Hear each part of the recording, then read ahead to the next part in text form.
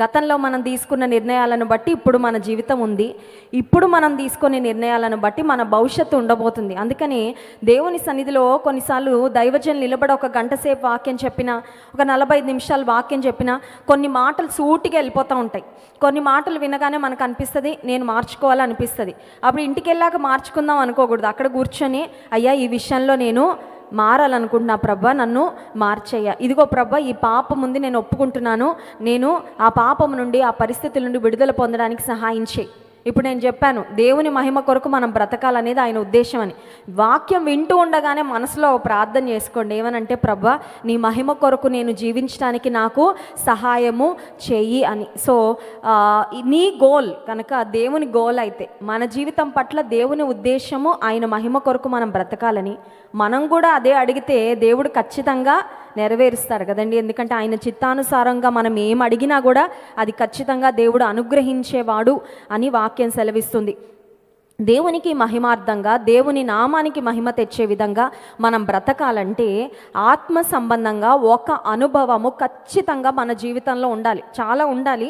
But ఈరోజు ఆత్మ సంబంధంగా మన జీవితాలలో ఉండవలసిన ఒక ప్రాముఖ్యమైన అనుభవాన్ని ఫిలిప్పీ పత్రిక 4వ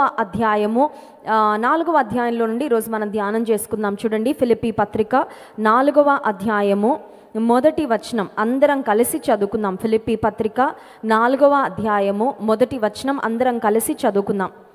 కావున నేను అపేక్షించు నా ప్రియ సహోదరులారా, నా ఆనందమును నా కిరీటమునయున్న నా ప్రియులారా, ఇట్లు ప్రభువు నందు స్థిరులై ఉండుడి. దేవునికి మహిమకరంగా మనం బ్రతకాలంటే మన జీవితంలో ఒక అనుభవం ఖచ్చితంగా ఉండాలి. ఏంటి అనుభవం అంటే, ప్రభువులో స్థిరులంగా, విశ్వాస జీవితంలో స్థిరత్వం అనేది లేకపోతే ఈజీగా పడిపోతాం. That is what I'm trying to say. ఏ విధంగా అయితే పునాది స్థిరంగా లేకపోతే ఒక బిల్డింగ్ లేదా ఒక చక్కని కట్టడము అది ఎంత అందంగా ఉన్నా, ఎంత మంచి మరి ఆర్కిటెక్ట్స్ లేకపోతే ఎంత మంచి ఇంజనీర్స్, ఎంత మంచి కళాఖండాలు దానిలో చెక్కి అద్భుతమైన బిల్డింగ్గా దాన్ని కట్టినా, దాని పునాది స్థిరంగా లేకపోతే ఎలా పడిపోతుందో, విశ్వాస జీవితంలో కూడా మనం స్థిరంగా లేకపోతే ఖచ్చితంగా మనం పడిపోతాము. విశ్వాస జీవితంలో మనం పడిపోతూ ఉంటే దేవుని నామానికి మన జీవితం ద్వారా మహిమ ఖచ్చితంగా రాదు. అందువలన అపోస్తలుడైన పౌలు అంటున్నాడు, మీరు ప్రభువునందు స్థిరులై యుండుడి, stand firm in the Lord అనే మాట ఉంది. ఇప్పుడు ప్రభువులో స్థిరంగా ఉండాలి అంటే ఎలా ఉండగలం? How is it possible? ప్రభువులో స్థిరంగా ఉండాలంటే ప్రతిరోజు జిమ్కి వెళ్ళి కండలు పెంచితే ప్రభువులో స్థిరంగా ఉంటామా?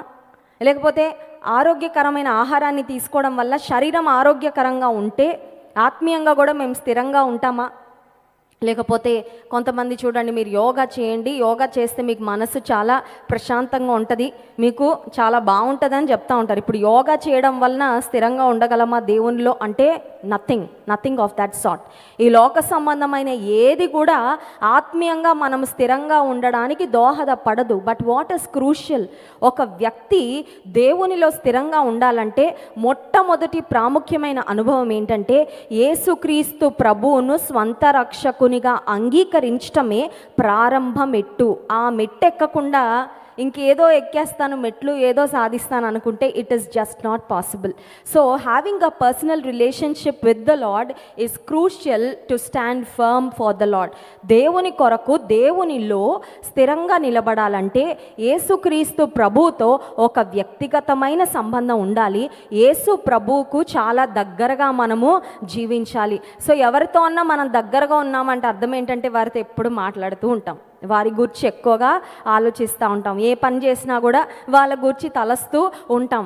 అవకాశం ఉంటే టెక్స్టులు పంపిస్తాం, వీలైతే కాల్ చేస్తాం, లేదంటే వెళ్ళి కలుస్తాం. ఎవరైనా మనకు బాగా ఇష్టమైనప్పుడు, ఎవరినైనా మనం ఎక్కువగా ప్రేమించినప్పుడు. ఇప్పుడు యేసయ్యకు దగ్గరగా ఉండడం అంటే ఏంటంటే, think about him through out the day. నువ్వు ఏ పని చేస్తావు నా ప్రభు గురించి నువ్వు ఆలోచన చేయడం, నువ్వు ఏ పని చేస్తున్నా నా ప్రభుకి ఇది ఇష్టమా లేదా అని తలంచడం, దినాన్ని ప్రభుతో ప్రారంభించడం, దినాన్ని దేవునితో ముగించడం. అందుకే ఒక దైవజనుడు అన్నాడు, prayer should be the key of the day and the lock of the night అంట. దినాన్ని తెరిచేటప్పుడు తాళం కావాలి కదా. అనుదినము ఉదయకాల సమయంలో మన దినాన్ని ప్రారంభించేటప్పుడు ఉదయకాల సమయంలో ఒక తాళం లాగా, ఒక కీ లాగా ప్రార్థన ఉండాలంట. రాత్రి మన డేని లాక్ చేసి పడుకుంటాం కదా, సో రాత్రి ఏమో ఒక లాక్ లాగా ప్రార్థన ఉండాలంట. అంటే start your day and end your day with the Lord. దేవునితోనే నీ దిన ప్రారంభము, నీ దిన అంతము. దినములో మనం ఉద్యోగానికి వెళ్ళినా, పని చేస్తున్నా, వంట చేస్తున్నా, కాలేజ్కి వెళ్ళినా, ఏ పనిలో ఉన్నా, ఏ కార్యం జరిగిస్తున్నా ప్రభువుని గురించి మనం ఆలోచిస్తూ ఉండడము, యేసుక్రీస్తు ప్రభువుతో ఒక సన్నిహితమైన సంబంధం. అనుదినము ఆయన వాక్యాన్ని పఠిస్తూ, ఆయన వాక్యానుసారంగా మనం జీవిస్తూ, మన జీవితాలను మలుచుకుంటూ పరిశుద్ధాత్మ యొక్క నడిపింపుతో సాగిపోయినప్పుడు క్రీస్తు ప్రభువులో స్థిరంగా జీవించటము సాధ్యము. చాలా అనిపిస్తుంది, స్థిరంగా ఉండడం సాధ్యమా అండి అని. సో ఫస్ట్ థింగ్ చెప్పాను కదండి, ప్రభువుతో ఒక వ్యక్తిగతమైన సంబంధాన్ని కలిగి ఉండడము క్రీస్తు ప్రభువులో స్థిరంగా ఉండడానికి మొట్టమొదటి మెట్టు. ఇప్పుడు రెండవ అంశం ఏంటంటే, ప్రభువులో ఒక వ్యక్తిగతమైన సంబంధాన్ని కలిగి ఉండి రక్షణ పొంది బాప్తిస్మం తీసుకొని ఇప్పుడు ప్రభువులో జీవిస్తూ ఉన్నాము. ఇప్పుడు శోధనలు వస్తాయి, ప్రతి ఒక్కరికి వస్తాయి శోధనలు. నాకు అసలు శోధనలు రాలేదండి అన్నవారు ఎవరైనా ఉన్నారా? నేనైతే చేయెత్తట్లేదు, మీరు ఎవరైనా ఎత్తుతారండి?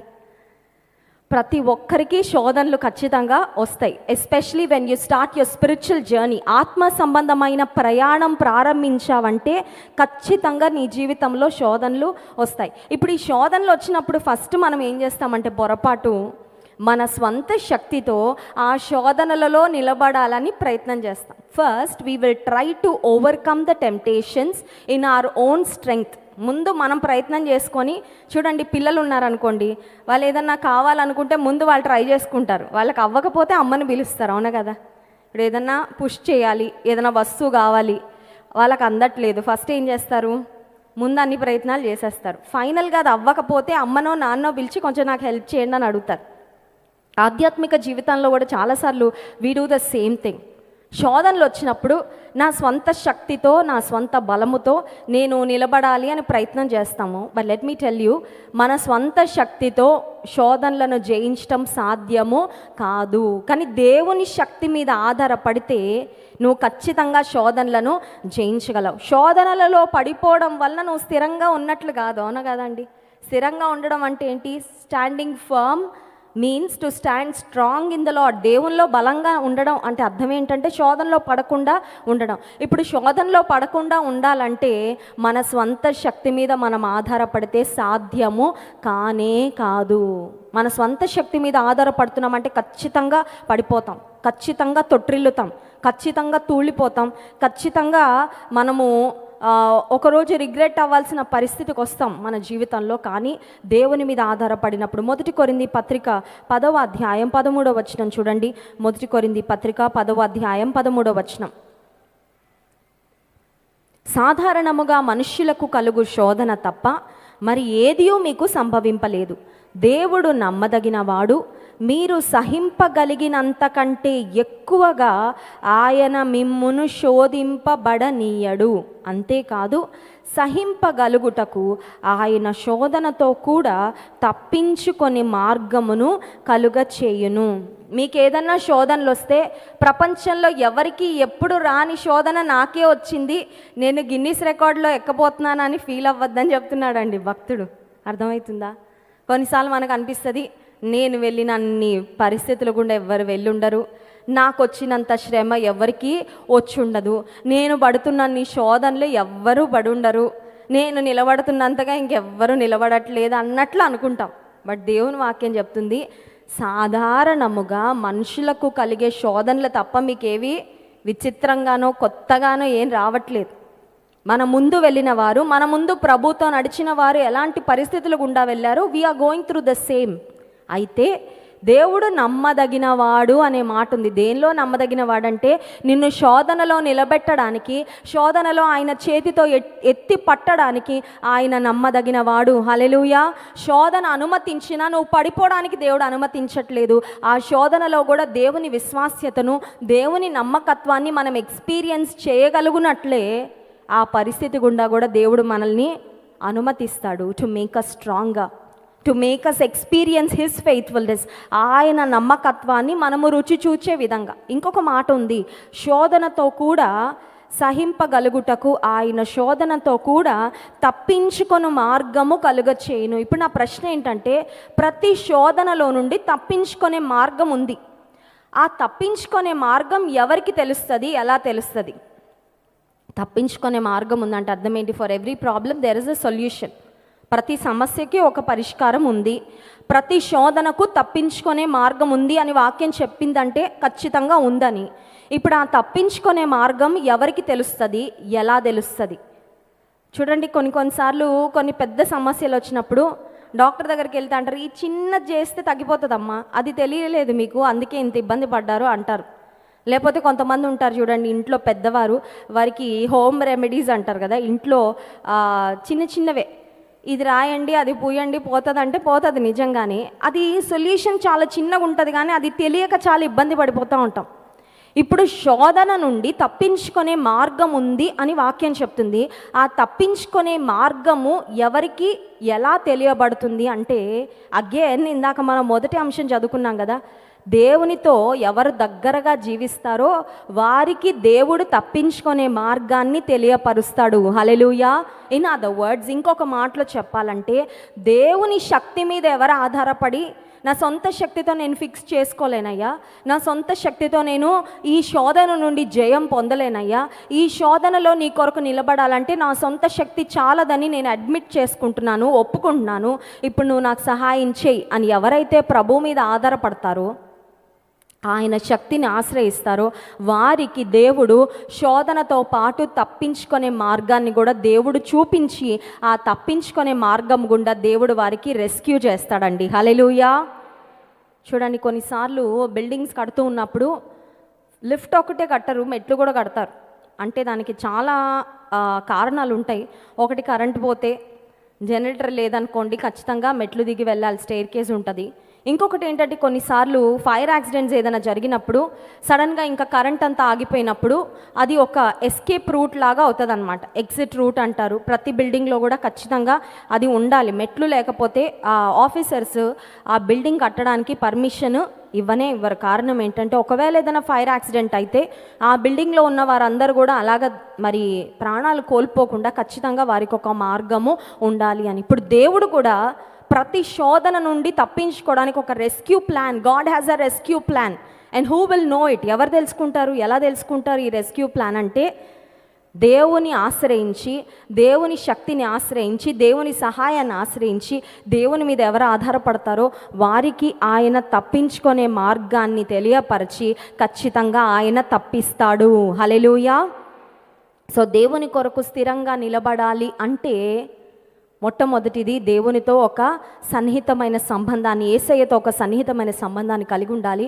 రెండవదిగా, మన సొంత శక్తి మీద ఆధారపడకుండా దేవుని మీద ఆధారపడినప్పుడు శోధనతో పాటు ఆయన తప్పించుకునే మార్గాన్ని ఏర్పాటు చేశానన్నాడు. అది దేవుడు మనకి తెలియపరిచి మనకు విడుదలను, సహాయాన్ని అనుగ్రహిస్తాడు. ఇంకొకటి, ఫిలిప్పీ పత్రిక 4వ అధ్యాయం, ఇందాక మనం చదువుకున్న లేఖన భాగంలో 13వ వచనం చూడండి. ఫిలిప్పీ పత్రిక 4వ అధ్యాయము 13వ వచనం, నన్ను బలపరచు వాని యందే నేను సమస్తమును చేయగలను. హల్లెలూయా. అంటే అర్థం ఏంటి?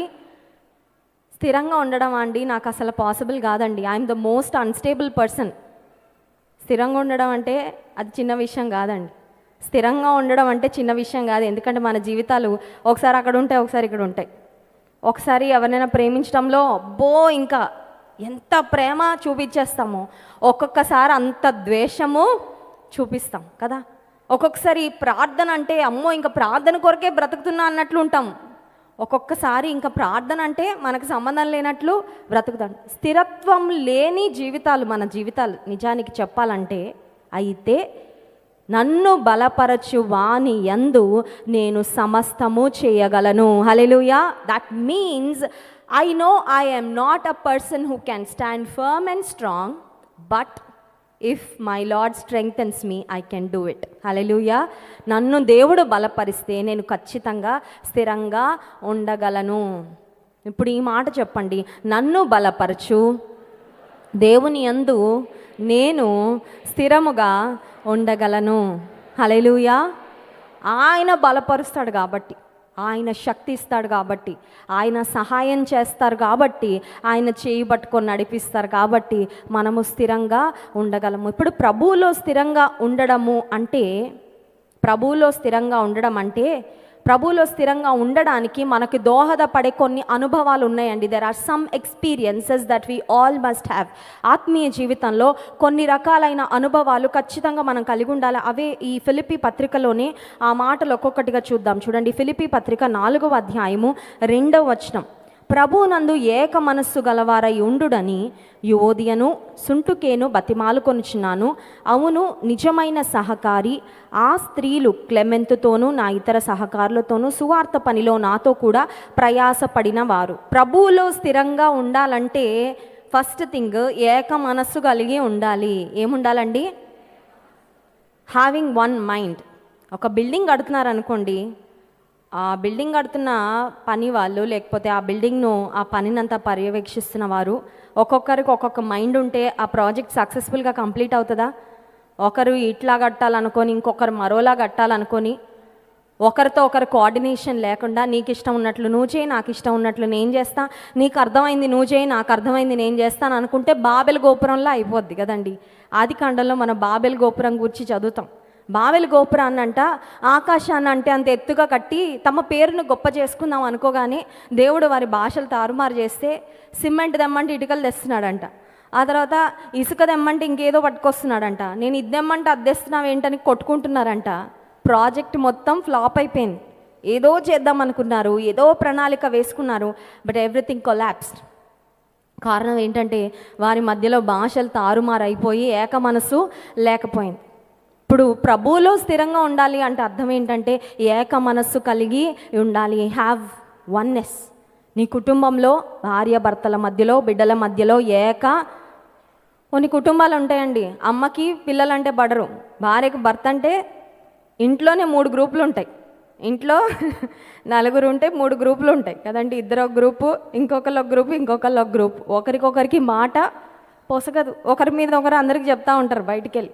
ఇంట్లోనే ఒక చిన్న ప్రపంచ యుద్ధంలా జరుగుతూ ఉంటుంది. కారణం ఏంటంటే ఏక మనస్సు ఉండదు. మీ పార్టీ మీది, మా పార్టీ, మీరు సపోర్ట్ చేసే వాళ్ళని మీరు చేసుకోండి, మేము సపోర్ట్ చేసే వాళ్ళని మేము సపోర్ట్ చేసుకుంటాం. కొన్నిసార్లు సంఘాలలో కూడా అపవాది చేరిపోయి చెలరేగి పార్టీలు, లేదంటే ఆ కులం వారు, ఈ కులం వారు, లేకపోతే ఆ పరిస్థితిలో ఉన్నవారు, ఈ పరిస్థితిలో ఉన్నవారని మనుషులలో ఆ ఏక మనసు లేకుండా అపవాది చేస్తూ ఉన్నాడు. కారణం ఏంటంటే ఏక మనసు లేని చోట స్థిరమైన అనుభవాలు ఉండవు. Nothing constructive, nothing productive can happen where there is no oneness. ఏక మనసు లేకపోతే ఒక గొప్ప కార్యం అనేది జరగడం అసాధ్యమండి. నీ కుటుంబాన్ని దేవుడు దీవించాలంటే, నీ కుటుంబము దేవునిలో వర్ధిల్లాలంటే నీకు ఖచ్చితంగా ఏక మనస్సు ఉండాలి. ఏక మనస్సు లేకపోతే ఏక మనస్సు కొరకు ప్రార్థన చేయి. Don't always complaint.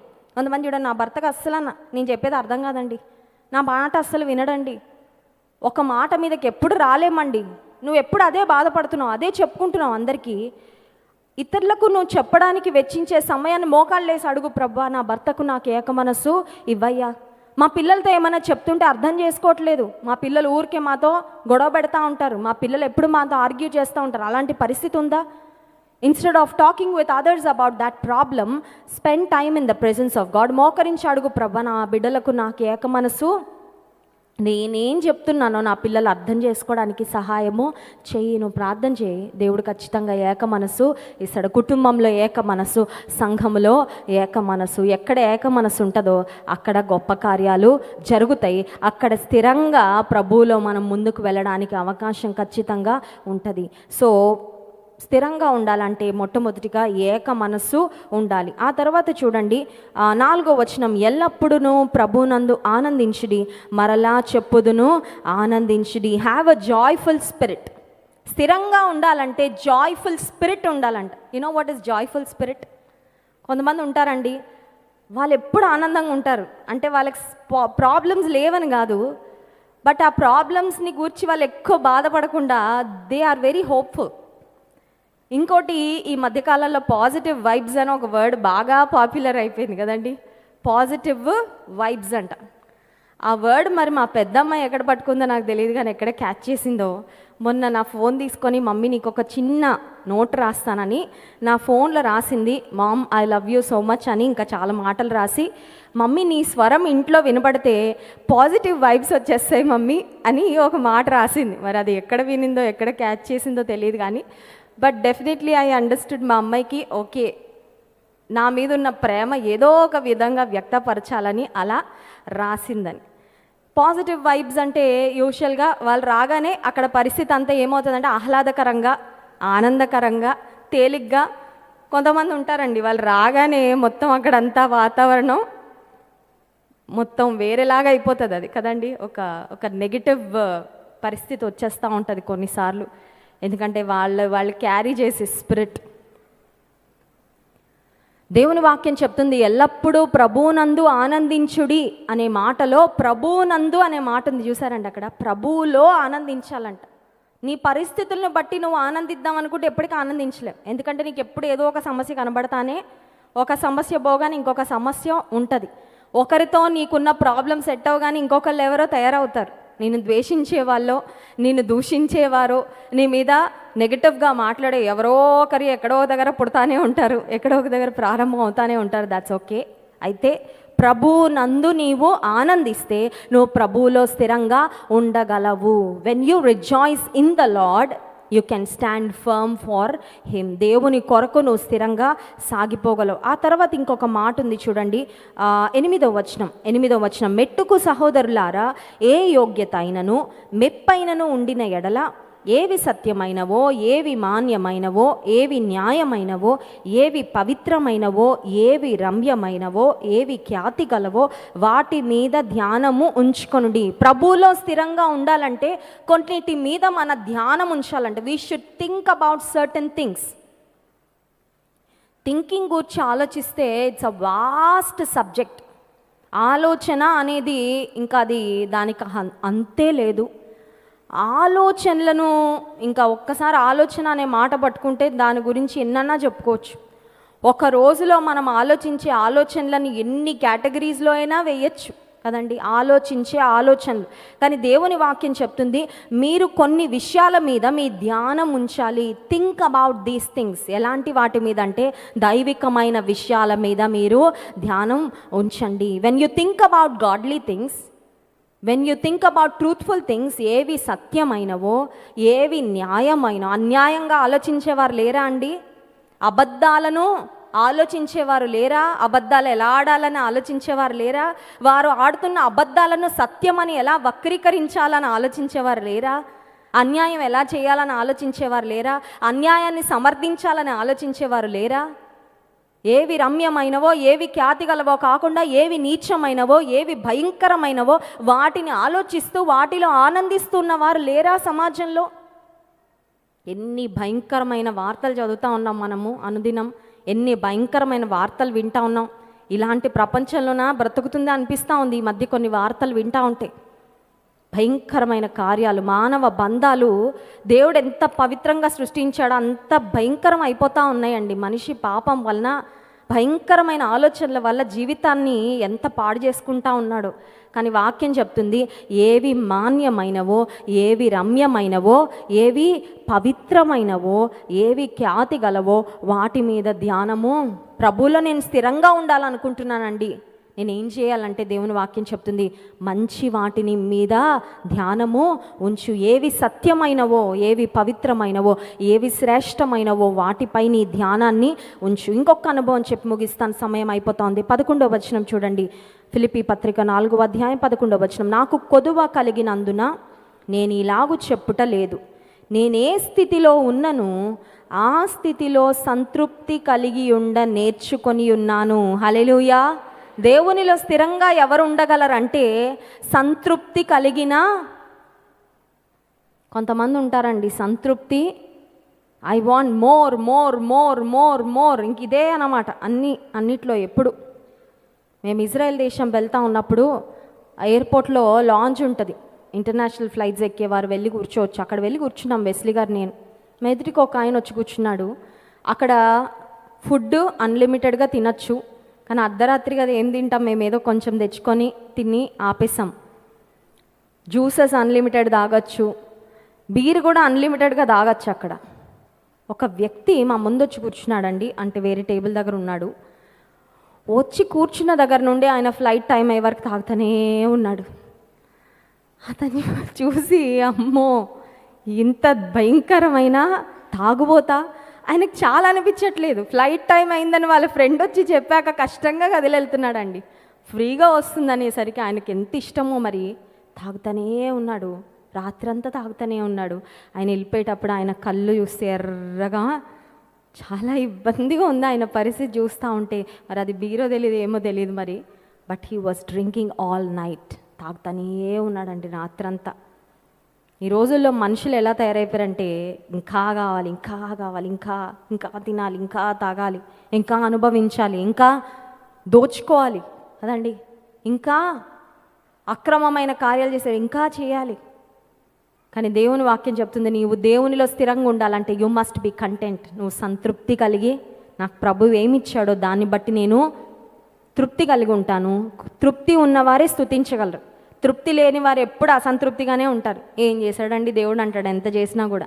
ఎందుకంటే వారికి తృప్తి లేదు కాబట్టి దేవుడిచ్చిన ఆశీర్వాదాన్ని బట్టి they don't appreciate, they can't appreciate.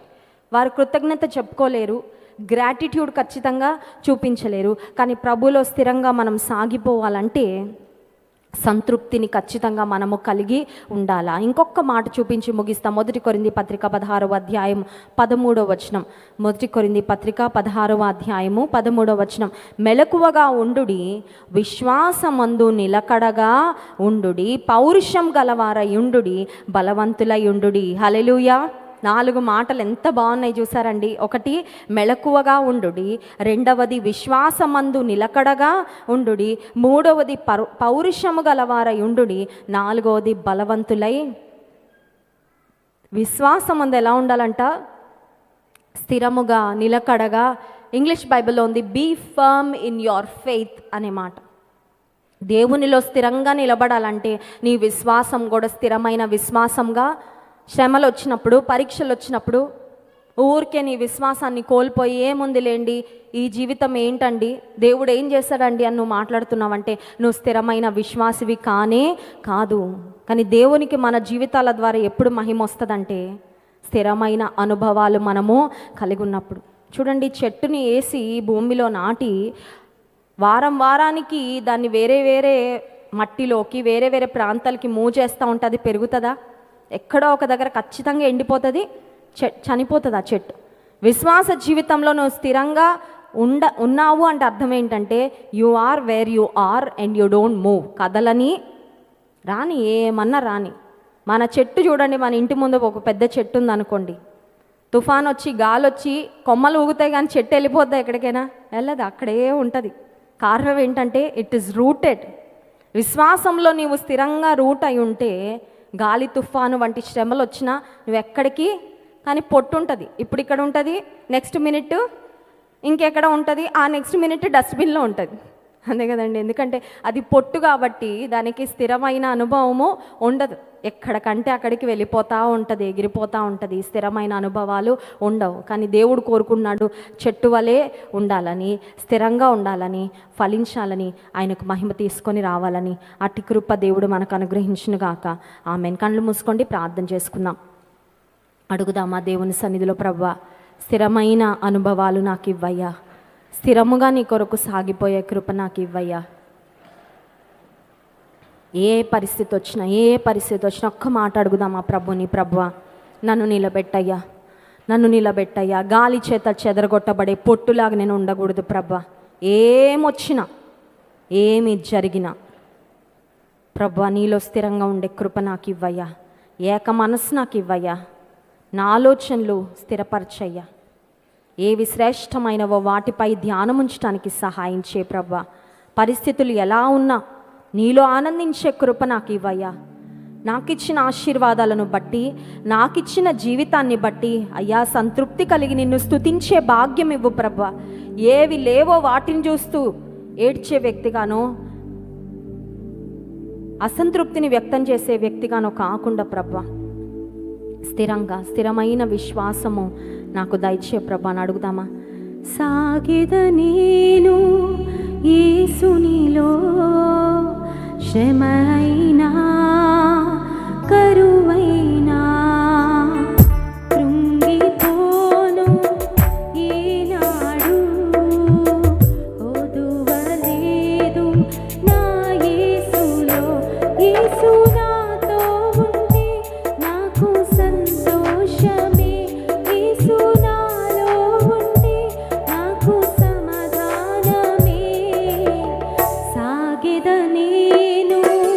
యేసునిలో శ్రమైనా కరువైనా ఉండిపోను ఈనాడు కొదువలేదు నా యేసులో.